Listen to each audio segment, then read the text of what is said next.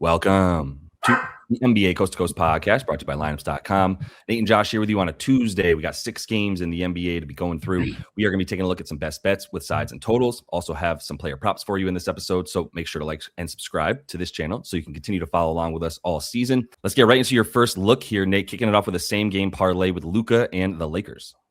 Yeah, I mean, it's a pretty simple way to just get the Lakers money line down here is Luka to score 30. He's the scoring leader, of course. He's averaging 33.5. Just kind of a weird slate here where basically every line is just 5.5. It's as if the books are being like, we're in the dog days. Like, I don't know, take your pick. Like it's just, so obviously none of us are going with any just straight spread bets here on this Tuesday, but I do think the Lakers can get this win here at NOLA. Herb Jones, questionable. Sadiq Bey out. Those are, probably two of your primary defenders on Luka. Pelicans are just miserable defensively. So as bad as the Lakers have been defensively, I think they will meet their match on that end. And I'll note you can add a couple 6 assists here, and then you're in plus money for Luka. Something he's just done with extreme regularity is get like 6-7 dimes along with the 30. 4 since Austin Reeves went down on Christmas, 33.5 points, 38% usage, 16 potential assists. As I mentioned, the Pelicans allowing the second most field goal attempts at the rim and the most 3-point attempts on the season. And just heard on the Zach Lowe show, Josh, that your Knicks and the Pelicans are the only teams allowing that high of a frequency of both shots at the rim and 3-point attempts. So great company there in terms of just being a terrible defense and not taking anything away. And in his last 4 against the Pelicans with the Lakers, Luka 31 a game, 10 assists per game, way over on the points at 3 of 4. The under was in November this year.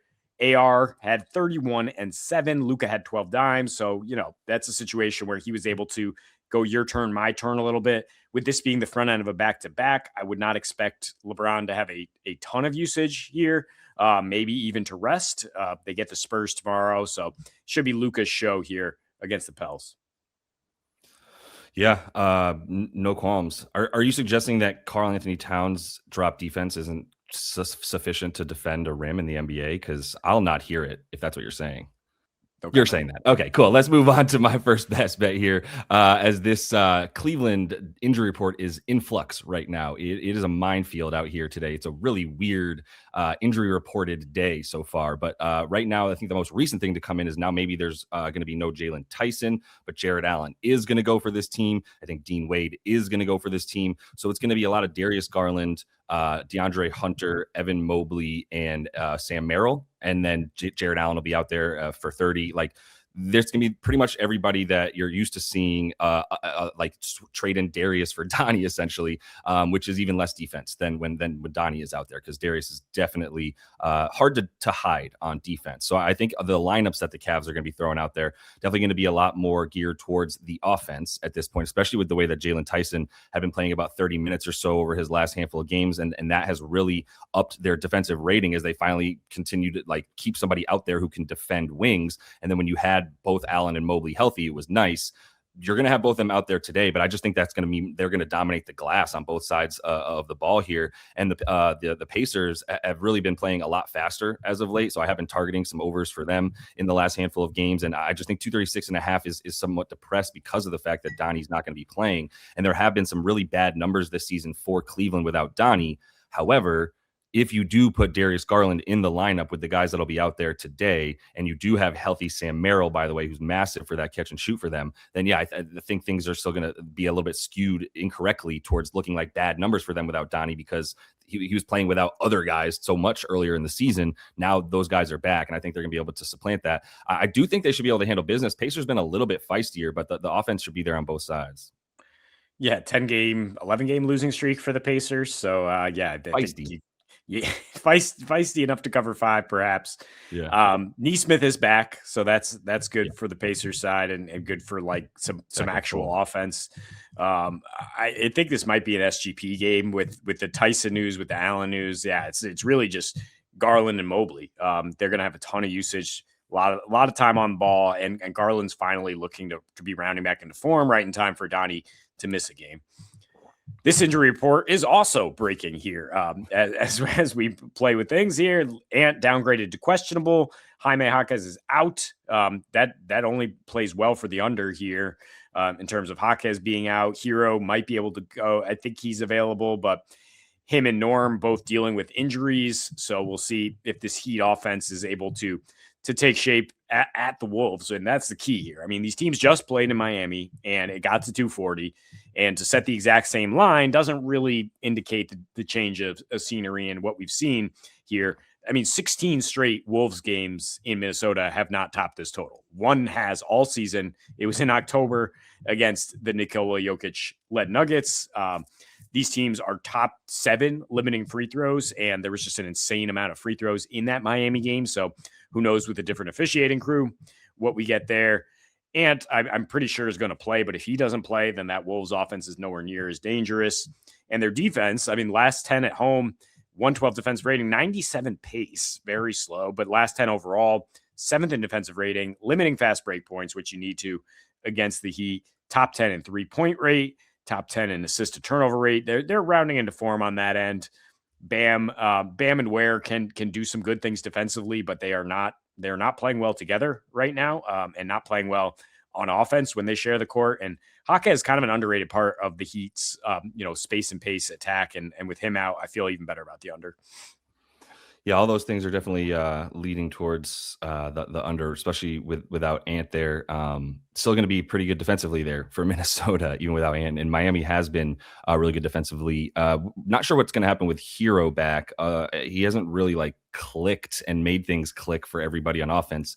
I don't know who was expecting him to do that. He's not a guy that I feel like comes on a court and just makes guys around him better. He either cooks or doesn't do much. And he might even be on a minutes limit at this point with how hobbled he's been and how out he's been for the last week and a half now. So let me go to another game I like points in though. The Magic and the Wizards without the D, as we know, 30th in all relevant metrics that you might want to engage in to stop someone from scoring on defense, whether it's at the rim, whether it's catch and shoot, whether it's pull up, like we say, in a fox with a box, doesn't matter. You can score on the Wizards. For the Magic, they have been playing faster, and Suggs is not likely to play tonight. That would have scared me maybe a couple weeks ago before the Anthony Black experience and explosion that occurred. I've just been looking at Anthony Black lines 17.5 points. Everybody's playing. What is happening? And then he goes and does it. And I'm like, well, you have to be able to shoot. And then he shoots well enough. And he's just so good going to the rim right now. And then getting putbacks as well, which he and Wendell Carter Jr. and Paolo Banchero, I think, are all in line 10 on the boards, and then maybe 6 or 7, maybe even 8 for Anthony Black. I think they're going to be gobbling up any misses that they have. And since they have been playing, like I said, at a much faster pace. Now with Suggs, they've been about at the 4th fastest pace in the last couple of weeks when he plays. Without him, they're still 12th in pace. So they're keeping things going here. They've been averaging a lot higher, and the Wizards at home also looking at a 242 total or so. So I think we're just getting a little bit of deflation because of the Magic still seemingly being a team that you think is not going to be able to score as well. But we're getting a lot of guys more Tyus Jones now because no Suggs, just better offense and worse defense. So yeah, I mean, I think we could go Orlando team total based on what you're saying and not worry about if the Wizards only go for 105 again, because they are kind of unreliable on offense. And the one thing that is reliable is they will give up points regardless of where they're playing. In player props here, AD, I mean, you can go over 36.5 for an expensive PR prop here, but I think we can count on him to get the double-digit rebounds along with the points here. He was back in full force against Houston, and that was 3 days ago. That's the key here. I mean, going for 26 and 12 against a really stout defense, and now we're talking 2 days rest splits. In one of that situation this year, he went for 32, 13, and 4 against Denver. And in 10 last year, but much bigger sample, 43 PRA, 32% usage on the 2 days rest. Now he gets a matchup against Maxime Renault, who has just not been defensively up to snuff at the center position. And the Kings are just starting to read the writing on the wall and not really even put up a nightly fight.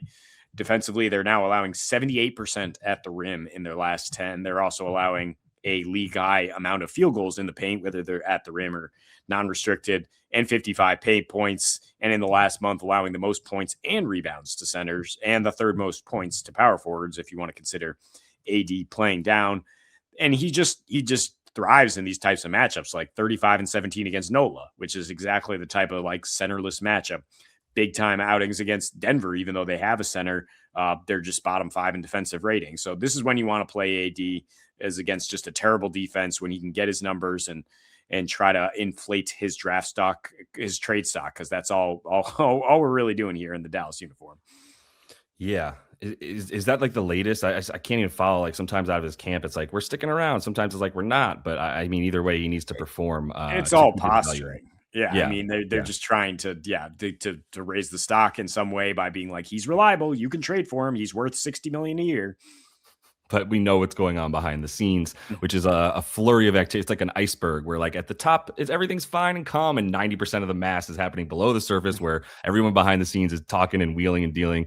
Fun times this February. It's going to be really interesting to see who goes where and whatnot. But this guy will be in San Antonio still. His name's Dylan Harper. He's going to be in San Antonio for a while, I would have to imagine. I mean, I guess Giannis could end up in San. I don't think that's happening. He would have to be a part of one of those looks, and he ain't going nowhere, I would say. So Dylan Harper, 11.5 points. This is a spot where, like, I think we're looking at something like he's been at as high as 15.5. This is not going to be a difficult matchup the way that the Grizzlies have been playing over their last roughly 5 games with Ja playing near full minutes. And we're talking about a 116.8 offensive rating for Memphis, a 116.8 defensive rating for Memphis. Playing at the 5th fastest pace means their games have been averaging 242. I do think they're going to be maybe a little bit better than people would have thought. I think Ced Coward is likely not to play in this one. That's actually going to prove to be a big issue. And I think Wemby is going to play because he was at shoot around. You don't have Zach Edey. So good luck, Jock Landale and Santi Aldama, dealing with him. This feels like we're watching FIBA basketball. Jock Landale in Australia. We got Santi in Spain, and then Wemby coming in. But Wemby's proven to just dominate those guys. So even if he's out there for 22 minutes, we're talking about 1.3 PRA per minute for Wemby since the NBA Cup in the games that he's played in the final. I mean, so yeah, I think Dylan Harper's coming in. I'm just talking about all this because I think they're going to handle business. And Dylan Harper's been the beneficiary for sure. Guaranteed 25 minutes with a ceiling closer to 30 when they're playing in games that they're winning by a good amount of points. So this 11.5 could be as high to me as like 13.5. And I think that would be reasonable because if you incorporate the likelihood of San Antonio handling business, it's only like a 7-point spread. It is moving towards San Antonio. It is in Memphis. We've also spoken about how Memphis doesn't really have the same home court advantage this season that we've seen in years past. So I think Dylan Harper is going to be out there for a good amount of minutes, even with Wemby out back. Like I said, the 22 minutes shouldn't really cut into Dylan's 25 that he's going to see. Yeah, I mean, there's probably an impression that like if Fox or Castle were out, his number would be much higher, but that Devin Vassell doesn't mean as much, but it does. Like, right. It's just a nice addition to this number. And so this guy has now been downgraded to questionable due to an illness, Jaylon Tyson, and his number is now 21.5 PRA as we speak. So but the points haven't moved. So if we are fading him, 13.5 points is still available. And it's just in general a fade of saying he is far less productive when Donovan Mitchell's out and he's resting tonight. And he's also, if you look through the game log, there's a correlation that he only seems to play well lately when Darius Garland does not. Like his last spike game against Houston, DG was a -32. And in the last 4 DGs at +16, he's been playing well. Tyson's all the way down at 17 PRA, and he's down to 25 minutes per game with Merrill back. And an interesting split too is actually in wins. He only averages 19 PRA and 3 fewer minutes per game. It's just kind of reflective of the fact that he's been great as a stopgap due to all these injuries, but he is not the long-term solution for the Cavs. They would love to get Strus and other guys in there to eat his minutes and to have Tyson be more of a 18 to 20 minute guy off the bench and not be relying on him as much as possible. But without Donnie, he's just not as comfortable playing off this sun and moon. DG does not set him up as well. The corner threes are not as there. And that's key here against the Pacers, who are been awful against the corner three lately. They have really limited above the break threes all season for the last couple seasons. They chase people off the 3-point line. So it's going to be hard for him to just get those same spot ups without Donnie drawing double teams. They do have Nesmith back do the Pacers. And I mean, the last time, he did spike Tyson did against the Pacers on December 1st, but Evan Mobley was in big time foul trouble in that game. Donnie went off. So again, playing off Donnie, Darius Garland did not play. All that's to say, like, I really like Mobley. in this one. You do as well. I think there's probably some Garland stuff to chase. Maybe DeAndre Hunter, if you think Tyson is not going to play, rather than go with this under. But for now, I think the points are still fadeable.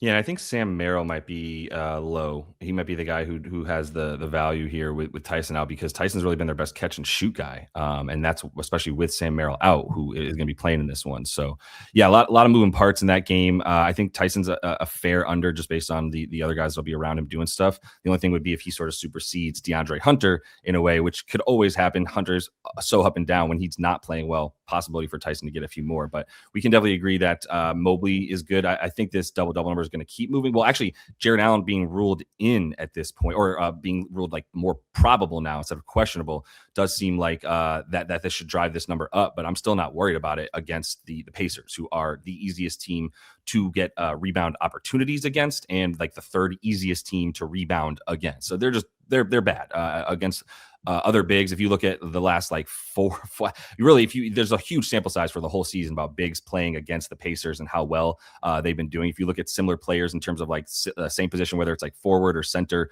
against the Pacers here, like basically like the equivalent of Evan Mobley, we're just looking at everybody going over. They're at like a 60% increase. If you look at Bobby Portis, Mamu Kalashvili, Flip, Antetokounmpo, Naz Reid, Bobby, like all these guys that you're like, yeah, that's an Evan Mobley-esque type.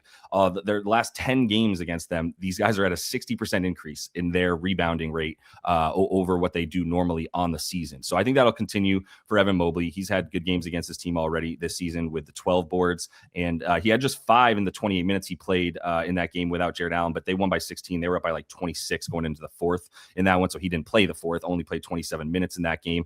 Expect him to be up at 30 just based on the fact they have such a tight rotation. Who else are you going to play? You don't have guys. I think Dean Wade is still listed questionable, so pure minutes alone, and this might not be like a total blowout by any means. I didn't feel nearly as comfortable taking the Cavs to handle business as I did for this game to go over. Yeah, not sure why, but it's jumped to plus 105 now for the double-double. So because Allen was still questionable for a bit, and then like 20 minutes ago he got ruled more probable now. Okay. So yeah, I mean, I don't think we're that worried about that. I mean, Jarrett Allen, if he is under the weather, certainly not going to be as productive here, but he hasn't been as reliable. Yeah, this is Mobley. I mean, 20 points, I think, in 9 of his last 10 without Donnie. The boards are a great matchup here. I'm kind of confused why he's 33.5 PRA and Garland is 35. Like, I mean, he can carry that with his rebounds, and I think he's really the preferred play in that to move away from all my muddlings about Jaylon Tyson. We know it's going to be an Evan Mobley night. Yeah, for sure. I'm with you. And I think Jaylon Tyson was a decent look if he was playing and everybody around him was also playing. And I think the uncertainty means like, all right, maybe he's not even going to play in terms of Tyson. That's a possibility. So either way, I think you're safe with Mobley. And honestly, like you're safe with Garland too. I think both these guys are going to have big games today. So that is all the time we have for you in this one, though. Make sure you are subscribed to the channel, coming back to you each and every weekday with these best bets and player props. So until we see you next, happy betting.